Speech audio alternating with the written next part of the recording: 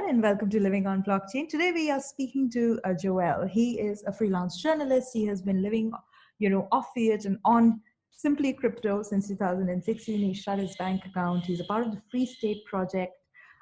It was a superb conversation that we had. Kind of took me back as to why I started working in the blockchain space. It's all about freedom. And I hope this conversation kind of drives across this message that it doesn't have to be that hard to actually go after what you truly believe in. Okay, so the recording has begun. Hi, Joel. Thank you so much for taking out the time to speak to us today. How are you doing? I'm doing fantastic. How are you doing? I'm good. Thank you so much for taking out the time. So could you tell us a little about yourself, your background? Yes, so I'm an independent journalist and content creator who has been focused heavily on the decentralization and cryptocurrency space for about the past 7 or so years. Okay. And currently, what are you working on? Yeah, so my theory in all this is I sort of take a very practical approach to experimentation. And for example, my first driving philosophy is, of course, the philosophy of freedom, that I believe that the human race works much better when they're free to basically do as they choose. And in most of the freedom movement, as it were, seems to center around politics. And that's something that I'm not at all interested in at this point. And so I was always seeking ways of finding ways to enable freedom in a much sooner and better kind of a context. And so that sort of led me to the concept of money and financial freedom. And that led me to the concept of cryptocurrency. And of course, after starting to believe in all this and think that this could be something that can really have a positive impact on millions, if not billions of people around the world, rather than just purely focus on talking about cryptocurrency, talking about blockchain technology, I thought it would be more responsible to make sure I actually knew what I was talking about. And the only way to know something for sure is to experience it. Right. And so at the end of 2015, I decided to stop accepting payments in fiat currency and attempt to live entirely off of cryptocurrency. And then in the middle of 2016, I also closed my bank account. And this is part of the ongoing experiment to see if this technology really works as advertised. So then I can speak with confidence when I try to educate the masses about it.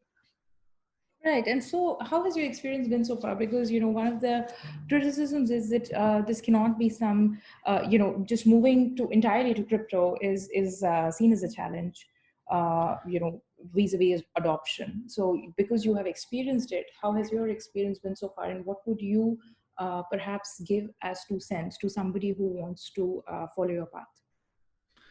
Yeah, so first, I believe that it's much more doable than people seem to think. Even Right. a few months ago, people would still say, wow, I can't believe that that's possible today. And it certainly has become much easier in recent times. But I think we'd be surprised to see just how far along the world came, especially with a little bit of ingenuity. A big part that I don't think it's significantly more challenging than for other unbanked persons.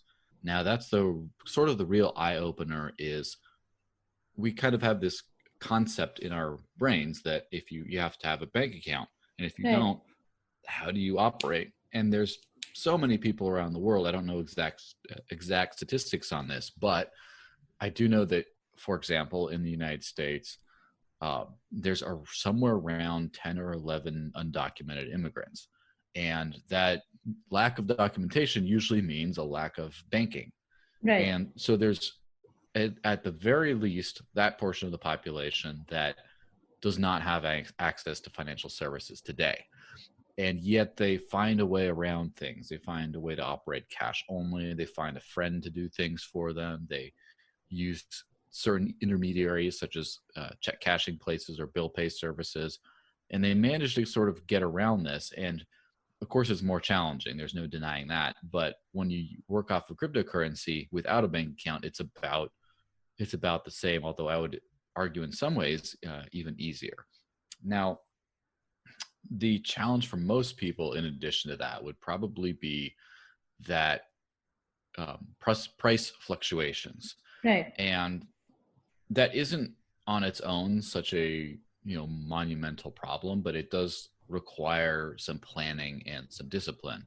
And so, for example, the the equivalency I would like to give with that is of being an entrepreneur and starting a small business, where your revenue stream month to month is not always constant. There's some really good months, some bad months, and your bills or expenses tend to be more or less constant. They're a little bit more flat. And so it basically forces people to live in a more entrepreneurial mindset or business owner mindset, where they basically save for tough months, and when revenue is good, then they get rid of all their expenses that they can at that time, and then they learn to live lean on the months when the revenue is not so good.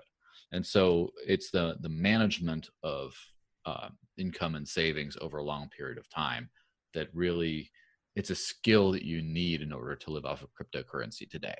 Now, this kind of skill is also it's not necessarily unique to cryptocurrency or even business. There's quite a few national currencies around the world that have severe inflation problems. And so, for example, I have a few friends in Venezuela who deal with crypto crash type experiences just about every week, over and over again, and it never goes back up. And so you have to adjust your spending habits and things like that around that, because you know that the value of your money is literally rotting before your eyes. And so in order to live like that, you have to manage it more correctly. But with cryptocurrency, if you manage to manage that at some point, then you can be handsomely rewarded. If you manage to not waste your money on the downturn, on the upturn, then all of a sudden you have more possibilities. And I think that life tends to be like that more, especially the closer we get to the natural world, the more life resembles that, where you have good times and bad times. You have to survive and save for the bad times and all that. And this concept of stability is sort of a human invention of society, where you have a constant income, you have a constant payments on, say, a vehicle. If you purchase a vehicle, you Right. don't purchase it with everything. It's constant gradual payments. And is this concept of safety, I think once people get used to the way people, I guess, used to live in having a higher risk and higher reward in the daily lives, this sort of living won't be nearly as intimidating. And of course, if enough people start using it, then the fluctuations won't be nearly as high. Yeah. So obviously, with mass adoption, the volatility as a problem kind of, at least, will go away to a certain extent, and that is something that I think I'm totally on board with. But as you said, that kind of analogy that you brought in, that it is pretty much the same as somebody who is living without, say, a bank account. Mm-hmm. And it's actually exactly the same, but we kind of do not think of it like that. And though they are also finding a way to survive, I think people have a hang up in their head that with crypto it will be much more difficult, because I think because it's completely new. But I would really like to know what kind of really was the tipping point for you. When did you decide, okay, I want to shut off my bank account and I want to completely go off the app? Well, it's sort of, there's a few key points that sort of moved me towards this direction. First off was in 2013, I decided to move to New Hampshire for the Free State Project. And Right. essentially, as I mentioned before, always cared deeply about human freedom, and was a little bit impatient at the kind of safe and old approaches to that of, well, let's just try to have an impact in the national legislature and not really get much progress. And I heard of a group of people that were trying to focus their efforts in one small place where they could probably have an impact. And so I decided to live that experiment. And on the way, on the trip out there, I heard about and received some Bitcoin that year that went crazy. Of course, everyone started to pay attention to it. And so during this point, I was always a fan around with precious metals. It's seen the purchasing power of, the US dollar, which is supposedly one of the most stable and valuable currencies in the world, fall significantly compared to the price of gold. And so because of the ability to, arbitrarily inflate it. And Right. so I was already on that kind of wavelength. And then, of course, when I heard that there's this digital gold that you can actually spend and use much more easily, it became very easy to start trying to play around with it. Now, it was in late 2015 where I told too many people about it, and you know, I had said too many cool things about how this technology is going to change the world. Right. Too much for my comfort level I felt a feeling of responsibility of now I have to actually see if it can work like that. And that's when I decided to embark on that experiment. Now, the bank, I did use the bank for a few months whenever I needed to, say, go in and out of cryptocurrency, or whenever I needed to sell some to pay rent or something like that. And at that point, it was somewhere around the summer when one month someone did a fraudulent charge in my name Right. and just completely cleaned out the account. And it Wow. was a few years later they were able to, reverse everything. And when I saw how I guess the thief had done it, they scribbled some random things on a piece of paper that didn't even resemble my name, and Yeah. just it kind of sunk into me how this is not a good way to live, where someone can just, write something on a little piece of paper and then take everything you're worth. And like that security model did not seem good at all. And Right. so there is one thing that I think a lot of people who have lived on limited expenses, or have ever not been completely flush with money, have will have kind of felt that they will definitely appreciate about living off of money that they control themselves, which is you always kind of know how much you have. Right. You always there No one can take money in or out of your possession without your express permission. And Hmm. sometimes you have volatility go up and down, and the purchasing power of that money is not always the same, but at least the amount you have is always the same.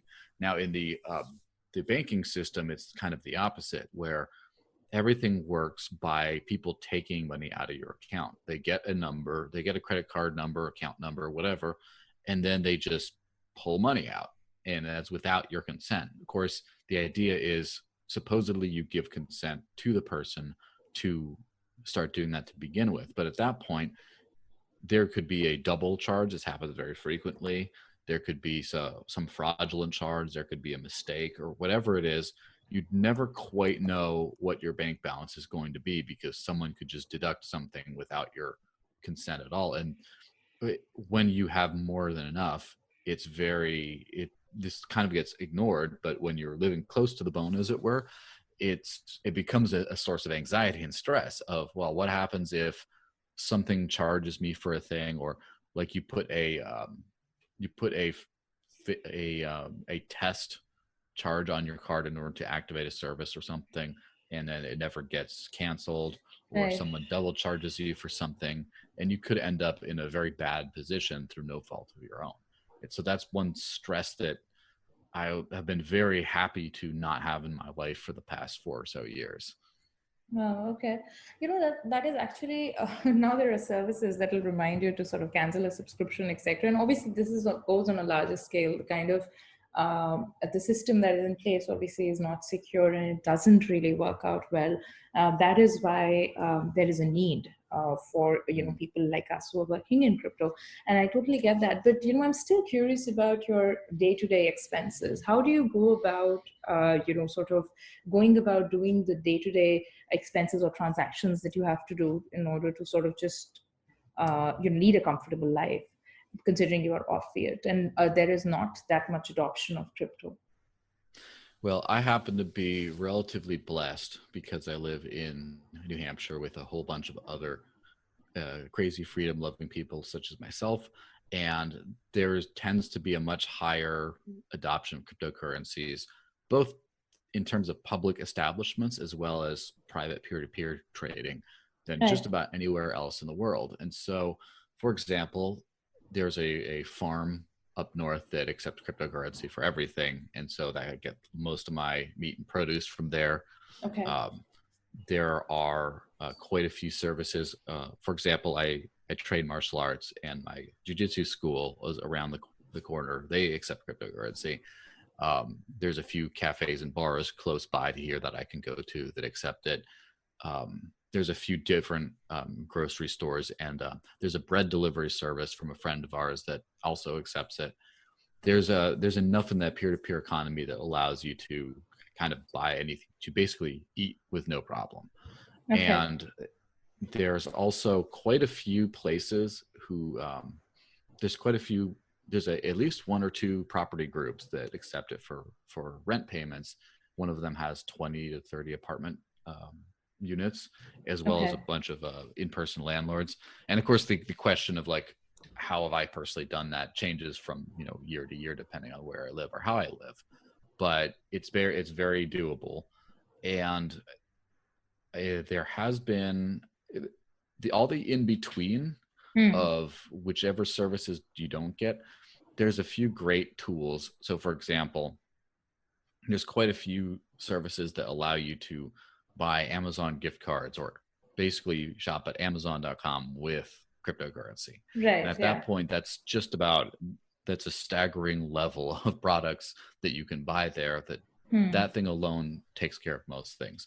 There's It's another true. service that I'm very much a fan of and a user of called BitRefill, which Right. allows you to refill your phone or buy gift codes to just about anything, especially in the U.S. Although the international selections are quite good as well these days, and a lot of times because of the seamlessness of the service, it's almost as easy as using a fiat currency at one of these more like larger chains.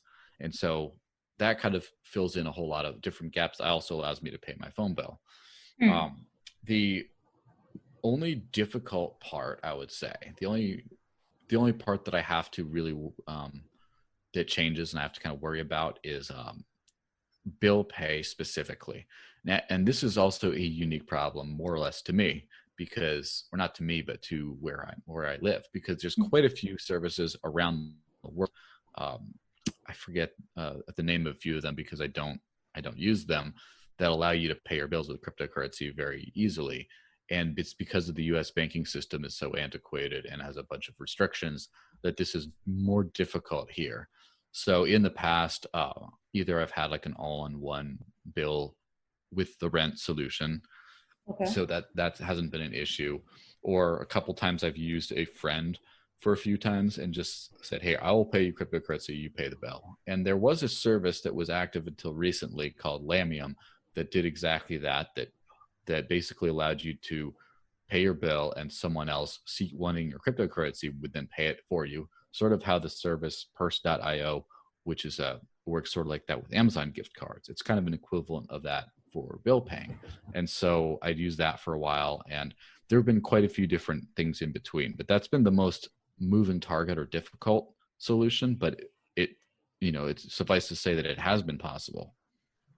Okay, okay. Yeah, okay. That actually makes a lot of sense. I think when, we are all aware of these services that can kind of facilitate these transactions, or there are service providers who will accept crypto, but somehow we are not able to put it together in our head and see a larger picture. We still, at least my perception, until, I kind of spoke to you and, you gave that beautiful analogy of, to how it's not being, not very different as being somebody, who doesn't have a bank account.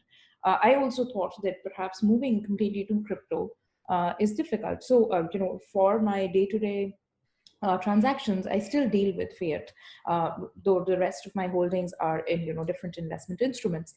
But, as talking to you, I realized that there are services, and, it's just about sort of perhaps taking the pain to put them together and realize what exactly are you going to be using. A very good example that you gave for Amazon gift cards, I think that is available almost in every country.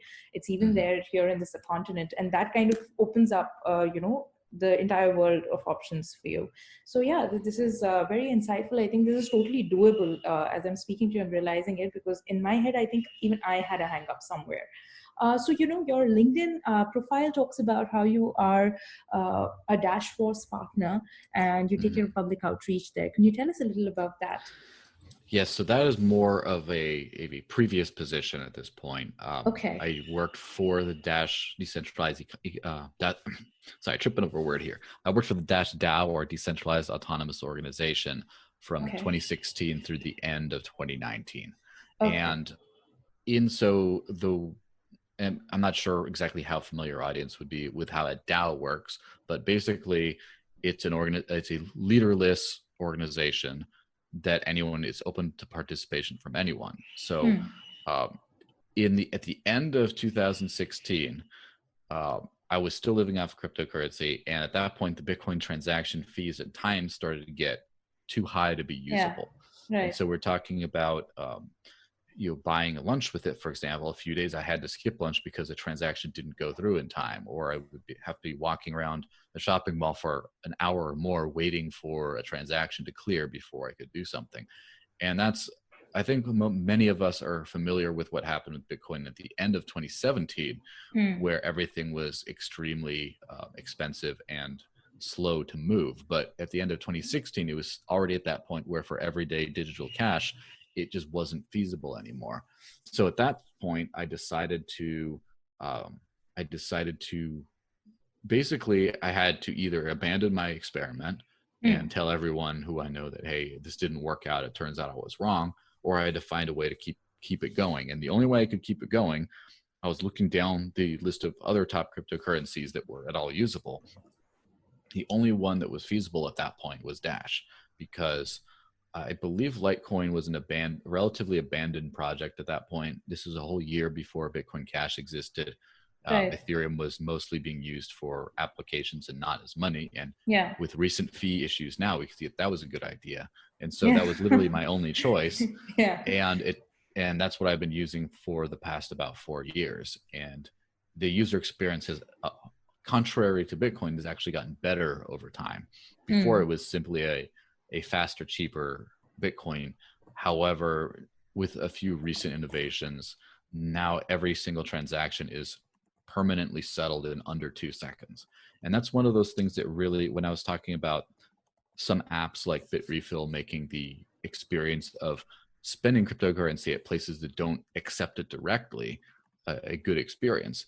So if you can buy a gift code to say, you go out to a restaurant or a shopping mall or wherever, and you get the total for, let's just say, $41, you can open Bitrefill and buy $41 worth of gift credit. And when you pay the invoice, with most cryptocurrencies, you have to wait for a single transaction, for a single confirmation, which could be 2.5 to 5 minutes to 10 or more minutes. But with Dash, it gets confirmed instantly. So you can do that while at the register. And it's as fast, I would say, as, say, pulling out your bank card from the bottom of your pocket. And so that's one of those things that has been much easier. I don't think if I was using any different cryptocurrency, I would have had nearly as much success in kind of using it in a day-to-day setting. So basically, all that to say, after living off of Dash for a few months, I decided to um, seek employment from Dash directly. And since there is no central entity there is a development team, but there's no central entity that just deals with all this kind of thing. Mm-hmm. Myself and a couple partners came up with a funding proposal, and it costs a 5 Dash anti-spam fee, which I haven't looked at the prices today, but it's, $250 or so. And Right. of course, with the price going higher, that makes it more expensive to ask. And now you can ask for funding, and as soon as that funding request is granted, then at the end of the month, uh, you get your payment from what they call the super block, which is literally just new coins created. Every month, a portion of those go towards different contractors for the network. And so my salary came from the sky, essentially. It came from nowhere. Coins with no transaction history. It's Right. sort of like mining in the way Yeah. when you run a cryptocurrency miner and you discover a block, you get paid from, newly created coins. It's the same way. And I think that people have really been underestimating the value of a system like that in providing an actual censorship resistant economy, because in a lot of other situations, you can, for example, let's say a governmental situation, you can all vote for a budget allocation, and then you still have to trust the people who hold that money Hmm. to go through with Yeah. the wishes of the people. But in Right. this case, as soon as there's a vote tallied on the network, on a blockchain vote as it were, and when the vote speaks, it speaks, and then you get paid. Yeah. And that's something that could be extremely empowering for a public accountability kind of a setting. In fact, in the future, I really hope that all governments kind of work on a decentralized autonomous organization level where voters have actual real written in the code, not just the law, which you expect someone to enforce the law, a self-enforcing law that kind of carries out the wishes of the people. I think that would be a massive innovation on par with the innovation of creating a decentralized financial system. Yeah, I think, what you said about how, it's about interacting with essentially a network, and it is not about trust. So it is about creating a trustless system or a trustless network where you don't have to just sort of believe that a particular transaction will be executed. It'll be executed because that's the algorithm. So I think, that kind of, again, puts it very beautifully. And you mentioned about the high Ethereum, the fees on the Ethereum network, high transaction fees that are going on. I think that it's absolutely ridiculous what is happening there. What is your take on this entire DeFi boom that is going on? And there's a lot of noise nowadays about DeFi. Yes, well, it's difficult to quite pinpoint on it. I think that there's a lot of fantastic. Here's my basic. Again, this is my opinion. If I'm come off relatively uneducated about that, I'm sorry. It's just my opinion. So I Yeah. believe that the Ethereum, specifically Ethereum, but a lot of crypto space, the Ethereum idea flow model comes up with come up with an idea that sounds good and that has the potential to help a lot of people that are currently struggling. You come out with that idea, you implement it in a way that doesn't necessarily make sense for those goals, and then people in, I would say largely the first world, figure out they can make money off of this, off of Mm. just playing this game rather than actually participating in a system that's helping people solve real problems. And then it becomes a kind of casino effect where you have a bunch of people jumping on board hoping to make a quick buck out of Quick this, buck, yeah. and then it gets overloaded and then crashes. So my basic I do think that the concept of decentralized finance is, world changing. And of course, where I would start with decentralized finance is peer-to-peer digital cash. That's a thing that exists in a few different forms, but is not widely used. And I would probably focus primarily on getting that out there. Now, as far as other decentralized finance kind of issues, the the challenge when you're making self-executing kinds of things, especially as they become complex, is there's always unintended risks and consequences. So, for Mm. example, say you have a stable coin with a liquidity pool. At some point, you could, risk collapsing the system with a large enough shock that just kind of goes through that. There's always a way of overloading a system, and that's the thing is, I think that that's just like in my own personal life. I decided to test if cryptocurrency is something one could viably live on. Mm. I do think that a lot of systems should be much more wary of being broken, Right. because whether it's just the natural pressures and stresses of the world, or it's just some kid somewhere who likes trying to break things because it's fun, which, don't Yeah. underestimate how many of things that is. I think Yeah. we can quickly find that we've run into some issues where something gets overloaded and then nothing works. And so, for example, with everyone thought it was a good idea to build their tokens, their project tokens, for whatever reason, on Ethereum. And for example, one of these sites I publish on is called Publish 0x, and it's a blog that basically has a pool of tips, mostly Ethereum tokens, that users can use to tip other authors, and they get a portion of the tips as well, and then the author gets the rest. And it's a good way of incentivizing good content as well as promoting whatever tokens end up being donated to the platform.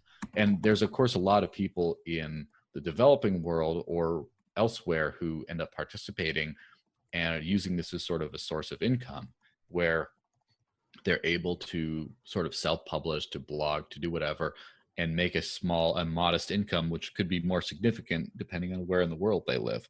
But all those tokens running on Ethereum, now you have exorbitant transaction fees. So now it's very difficult to be able to actually make a living off of that. So now you have people who were negatively affected because of this. And if they had all used, I would say, possibly separate chains, it'd be easier to, for example, rely on a different chain. And it's funny because there's this one game that came out recently called Lightbringer, which runs with all the actions running on the Litecoin network. And the Litecoin network has at least tripled in transaction volume, if not more, over the past week or 2 weeks.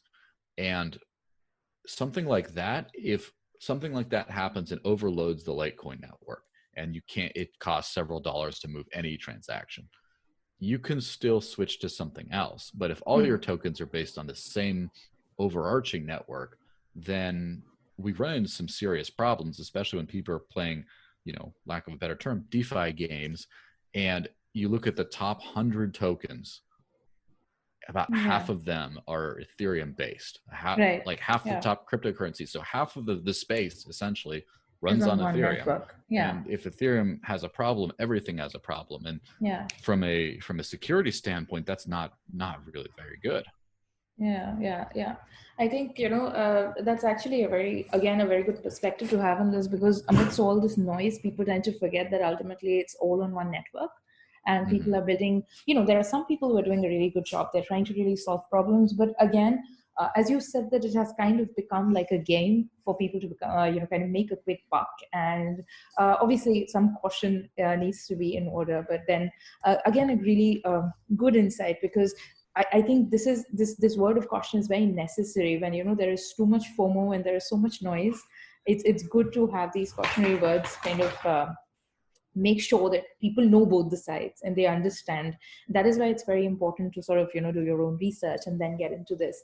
I would love to for you to elaborate a little bit about the Free State project, because this is something that sounds really interesting from whatever little I have seen until now. Could you tell us a little about it? Yeah, absolutely. So basically, when you're talking about politics in, I would say, any country, but especially in the US, where it's relatively restricted to the two-party system, there's a lot of essentially what I believe to be, it's kind of more of a four-part axis, rather, with the right and the left being on opposite horizontal sides, and liberty and tyranny on the vertical sides.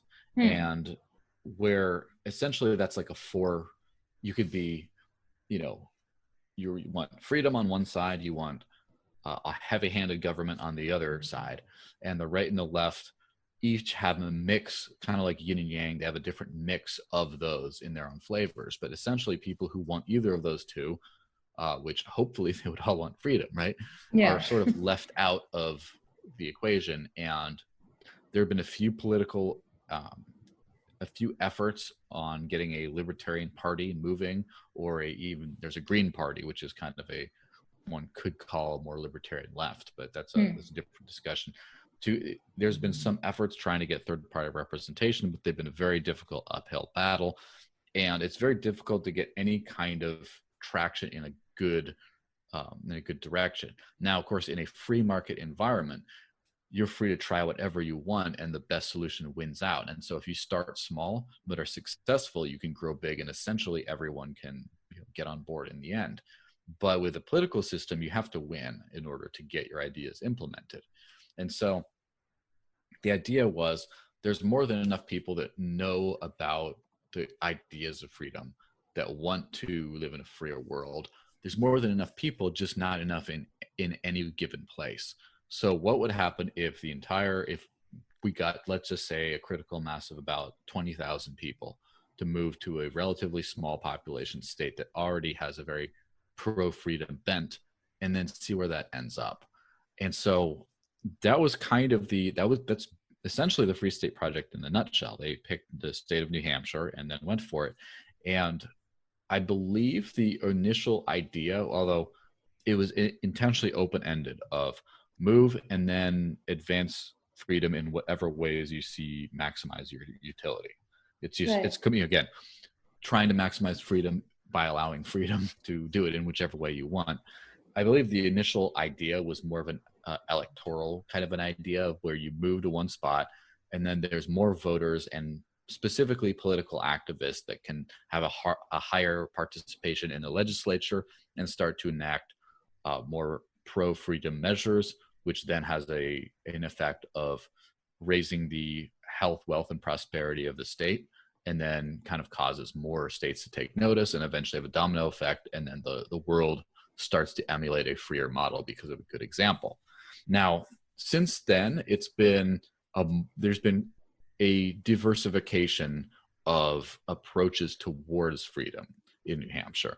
Now, there is a strong contingent of political people, of people running for office, of all that, and there has been a lot of progress in that area. However, there's been, I would argue, even more progress in other areas. For example, cryptocurrency being one of the largest tools for freedom around here. And you can actually go to, not even a major city, but a minor town, and then another one, and find several places where you can spend it in a real world environment, just like digital cash. And that's something that you don't really see almost anywhere else in the world, definitely not to that extent. And at the same time, you have a few cryptocurrency startups up here. For example, the Library Decentralized Content Platform was born and raised in New Hampshire, so to speak. And that's basically providing a censorship-resistant platform for content creators, journalists, etc., mainly targeting itself as a YouTube competitor. But the protocol is basically able to be used for almost anything. In fact, I publish a lot of articles on that platform as well. And so there's a big explosion in cryptocurrency, and there's also a large movement towards sustainable localized farming and localized trade to basically create a self-sustaining microeconomy, even though there's a lot of people that still use larger scale economic elements such as grocery stores and things like that. There are people who live almost entirely off of smaller scale farmers markets, things like that. And in fact, I would probably call myself a 50-50. About half of the things I buy are local and from small business owners, and not by small, I would say not even like a storefront, like go to a small market, go from a friend, and about half of it would be from actual brick and mortar businesses. So there's also movement towards homeschooling and other ways of educating children with more freedom rather than through the government systems. And so it's one of those things where if you weren't paying attention, you would wonder, hey, what happened with the Free State Project? I heard about that many years ago. But if you look with more granularity, you can start to see that some amazing efforts have been successful from the ground up. Wow. Okay. It sounds really wonderful. Again, these are things that, you kind of think in a very idealistic manner, that, perhaps that only in an ideal situation would a situation or would a community like that be able to exist and thrive. But, that's not necessarily the case. As you said, if you're not paying attention, you might not even notice. But obviously, there are people like you who are a part of it, and it's working out well for you. And it kind of, again, kind of reinstates my belief in the fact that this is totally doable. And somehow we are sold onto the beliefs that this is hard, just because it's something away from the usual. Yeah, exactly. I think it's something that's a much easier way of forming your life. And that's one other thing that I think kind of gets underestimated is the power of community and the power of living a fulfilling life. A lot of Absolutely. people, we have very few years on this earth when we think about it. And a Yeah. lot of people get caught up into either mindless idealism where they don't pay attention to their own personal life and fulfillment, or the opposite, where they care about causes that could make their lives and the lives of others move in a much more positive direction, that they're too caught up in the day to day living a happy life to take a risk on that. And that's why I think this movement turned out to be something much better, is because rather than just angrily yell at people who don't agree with you all day long and get all in the politics, uh, you can actually not be personally isolated. You can have a community of people where if you're all socializing and you don't get weird looks by saying something about that you don't agree with either major party candidate, or you don't have to hear constant sort of depressing conversation about this guy's terrible, this guy's even worse, and all that. Yeah. You get to actually live your life at the same time, and it doesn't hurt that it's a very beautiful area with 4 seasons, and it's extremely safe and very high standards of living, etc. That's a place you'd actually want to live even if you didn't care about a cause. And so Right. I think that's part of what makes it really work, is you don't have to, it's not like a battlefront. You don't have to go to war every single day. You can just move and start living free today, and over time, with enough people doing that, then the whole world, or especially this microcosm of the world, moves forward in that way. Yeah, that's a wonderful way to sort of put it. That it's just you don't. It doesn't have to be a battle every day. Like you don't have to kind of consume all the negative news and the content that keeps going around and get into all of these arguments every day. Because as you said, one candidate is worse than the other. You hear 10 more things about the other one, and that kind of it doesn't have to be like that. As life is short, and we can kind of perhaps make conscious choices to live better, and that is exactly what you're doing. So yeah, more kudos to you. It sounds like a very probably the kind of the way I would imagine it, an ideal way of living, because it's very centered. It's about freedom ultimately, and that is something that I think that I value highly as well. And yeah, I think now after talking to you, I think I should be taking more steps to do something about it, rather than just sort of thinking that it might be the harder way to go about doing things, because it's doable, and it's perhaps not hard at all. It's just about sort of making that choice, and then continue, kind of making it day in and day out. So Yes. yeah, I think yeah, you just need to be more conscious about it. Okay, so this has been such a wonderful conversation. I think I can keep talking to you about all this, but we are short on time, and I would love for you to give us some recommendations to our listeners who, for books or for thought leaders that you think people should follow or listen to in this space.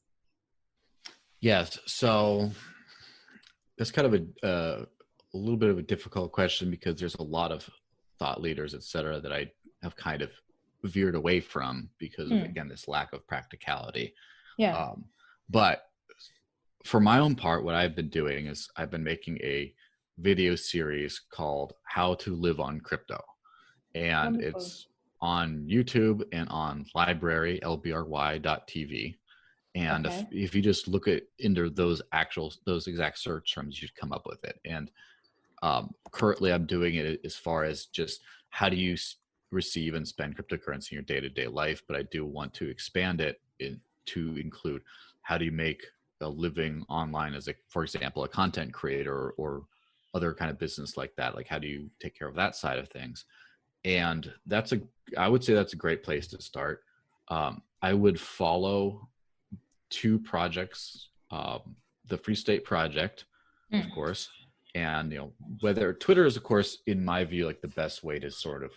follow a lot of these things, because it's the format's good. It's a very sort of public square kind of vibe to it. But there's other networks, so I'd follow the Free State Project, and I would also follow Library, LBRY, because they tend to be on the forefront of the sort of content freedom wars and stuff. And that's another kind of a, beyond just money as far as how you can live free financially. It's how you can live with free speech. And over time, those two things become some of the more important kind of issues of our time. So those are the ones I would recommend you specifically look into. And I would just say that living free is absolutely a choice, and it's a relatively easy choice to make. There's in today's day, there's a lot of different ways you can actually take back your privacy, your security, your freedom in small ways. You can use an encrypted messenger like Signal so you don't get spied on. You can use Linux. Now, of course, a lot of people using Windows or Mac operating systems might be scared. I use Ubuntu, and it's been. I love Ubuntu. Yes, and it works. It works extremely easily for 95% of situations. As long as you have someone who knows more than you in case you run into a problem, there's no reason you can't really switch to that. Of course, I use the Brave browser, which protects your privacy. I use a search engine called Pre-Search, which essentially protects your privacy as well. There's a few different things you could do. Of course, I use a VPN. Now, just all that together is just like the tech package of freedom. But then you start thinking, okay, well, why don't I have a small garden out on my patio? Why don't I see who's selling local produce or other things? Let's see what things I can actually spend cryptocurrency on, even if it's only 10% of what I spend every month. Can I just buy one thing regularly? Can I pay one bill with it? And then before you know it, you could be living a much freer life and not realize how difficult and insurmountable it seems before you start just taking these small steps. And I have to say, the user experience of living free, whether it's a technological experience or an infrastructural experience, such as where do you buy things or who do you interact with, or just the physical experience of where do you have to live physically, it's gone way higher in recent years to where you don't have to suffer to live free. You don't have to compromise, use an inferior product to be free. In fact, a lot of times you get a superior life. Right. Okay. This kind of, you've answered my last question, which I usually ask people, how would you recommend people start living on blockchain? So, with the tech package and with those new ideas that I think, you've put forward, people should be able to reclaim their freedom if they make a conscious decision to do that. So wonderful. This has been a really great conversation. I had a wonderful time. Any last thoughts, Joel? I would love to know. Yes, the only way you can ever be sure about anything is by experiencing it, and the only way to ever start is to actually start and take a small risk. Life is full of risk and reward, and if you don't know how to manage risks, you're going to limit your rewards. Yeah, absolutely. Okay, that's a wonderful way to end this conversation. Thank you so much for taking out the time. It has been absolutely lovely talking to you. It was really insightful for me. I hope it was for our listeners as well. Thank you so much. Yeah, thank you for having me.